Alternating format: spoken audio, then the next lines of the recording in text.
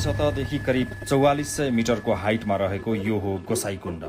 रसुवा जिल्लामा पर्ने यो गोसाइँकुण्ड पुग्न सदरमुकाम धुन्चेबाट करिब 13 घण्टाको पैदल यात्रा गर्नुपर्छ। त्रिशुली नदीको उद्गम स्थल पनि हो यो कुण्ड।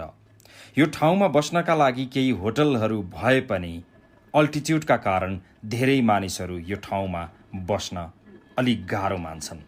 यसको आफ्नै धार्मिक मान्यता पनि रहेको छ।